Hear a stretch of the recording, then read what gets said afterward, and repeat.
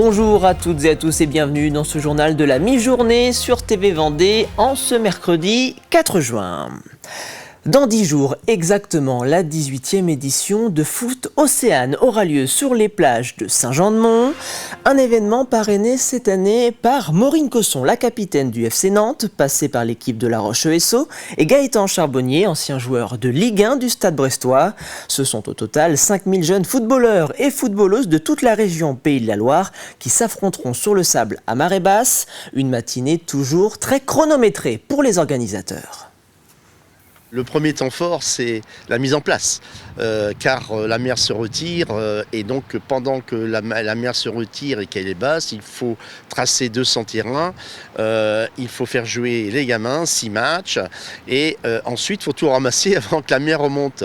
Ça c'est inexorable, la mer elle monte et elle descend et c'est pendant ce laps de temps qu'on va pouvoir faire jouer 1200 matchs au total sur la plage de 2 km de Saint-Jean-de-Mont. Et si le prochain meilleur apprenti de France, électricien ou chauffagiste, était vendéen?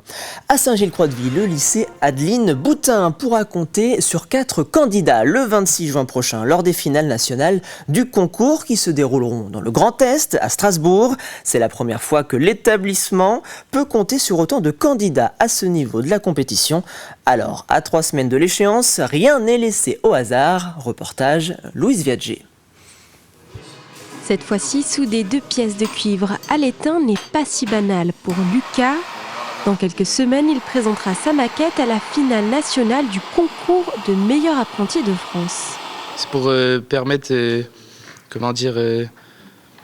pouvoir souder ma cigogne, parce que ça représente l'Alsace. Puis vu que le thème du concours c'est le Grand Est. Comme lui, Arthur, Nolan et Valentin ont aussi obtenu la médaille d'or au niveau départemental puis régional. Alors pour la finale nationale, ils améliorent leur maquette qui simule la partie électrique d'une maison et d'un garage. Actuellement, je suis en train de câbler les fils pour faire un volet roulant et un interrupteur bouton poussoir pour alimenter un downlight, donc un luminaire.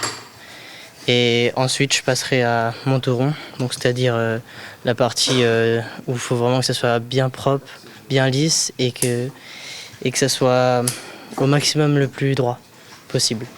Le câblage, le façonnage ou la cotation doivent correspondre à des critères très précis. Pour réussir, ils s'investissent le soir après les cours ou chez eux pour réaliser un dossier technique à présenter au jury. Une organisation à part, il y a un emploi du temps qui est créé pour eux, donc ils sautent un petit peu de cours en matière générale parce c'est une organisation qu'on a faite avec l'équipe pédagogique et l'objectif c'est que ce soit le plus carré possible, quoi. Maxime avait déjà accompagné un élève l'année dernière jusqu'à ce niveau de sélection. Un an plus tard, ils sont 4 à prétendre au titre de meilleur apprenti de France. Nous c'est une fierté avant tout parce que c'est des jeunes qui sont souvent un peu perdus quand on les reçoit et là, quand ils aiment leur métier, ils s'épanouissent, ça se ressent dans le travail, ça se ressent dans le comportement. Profs et élèves seront à Strasbourg le 26 juin prochain.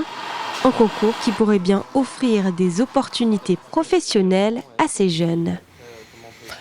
La ville de La Roche-sur-Yon vient de présenter sa nouvelle feuille de route en matière de sécurité. Et parmi ses grands axes, une révision du schéma local de tranquillité publique, une hausse du nombre de policiers ou encore de caméras présentes en ville. Un nouveau commissariat accueillant policiers municipaux et nationaux devrait également voir le jour. Enfin, une convention officialisant un partenariat entre la ville, la police nationale, les instances judiciaires et le bailleur social Vendée Habitat a également été signée.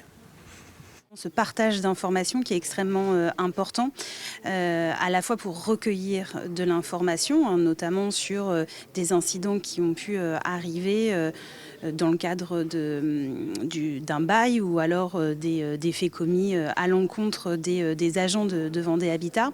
Et puis aussi pour nous, justice, procureur de la République, de transmettre les informations sur les suites judiciaires pour que le bailleur Vendée Habitat puisse lui agir aussi dans le cadre de ce contrat de bail. Prenons désormais la route de Pouzauges où le groupe vendéen Arba Détonne a posé ses valises, le temps d'une résidence avant d'y jouer pour la première fois son nouveau spectacle, une revisite en musique de plusieurs fables de Jean de La Fontaine. Ils redonnent alors vie en chanson ou sous forme d'un conte à la cigale et à la fourmi ou encore au corbeau et au renard.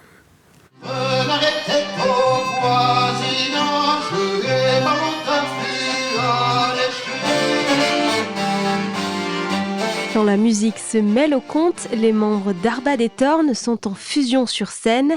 Le groupe joue pour la première fois son spectacle « Les fables, c'est pas moi, c'est Jean ». L'idée, c'est de reprendre des fables de La Fontaine, pas les 240 fables de La Fontaine, mais quelques-unes.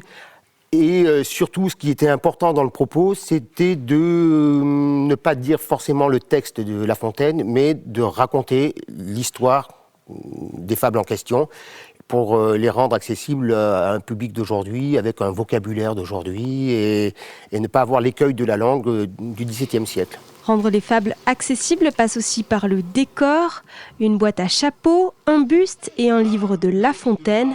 Christelle a imaginé la mise en scène avec le groupe pendant leur résidence d'une semaine. Moi, mon travail, ça a vraiment consisté à avoir un fil rouge, à un peu à voir en fonction des personnalités de chacun, qui allait jouer un peu quel rôle. Donc, parce que les deux musiciens, par exemple, des fois font un peu les trublions sur le spectacle.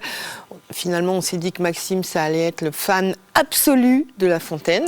9 fables sont abordées durant le spectacle, ponctuées de musique. Accordéon, vieille à roue et violon donnent le ton. Elle crée des ambiances par moments, avec vraiment une ambiance musicale peut-être différente en fonction du ton de la fable. Elle peut également incarner un personnage. Il y a une fable où il y a 4 personnages, où on a 4 petites musiques, un petit peu à la façon de Pierre et le Loup, dans un imaginaire lointain. Voilà, on a voulu jouer cette période baroque à nos jours, avec une musique un peu plus actuelle. La cigale et la fourmi, qui part un petit peu plus... au Brésil, mais une musique beaucoup plus dansante. Voilà. Les fables, c'est pas moi, c'est Jean s'adressent à tout public à partir de 8 ans. Arbat des Tornes espère jouer son spectacle en tournée d'ici l'année prochaine. Et c'est ainsi que se termine ce journal. Merci pour votre fidélité. Vous pouvez retrouver l'ensemble de nos reportages et émissions sur le site tvvendée.fr. Je vous donne rendez-vous à 18h pour un nouveau journal. Très bon après-midi sur TV Vendée.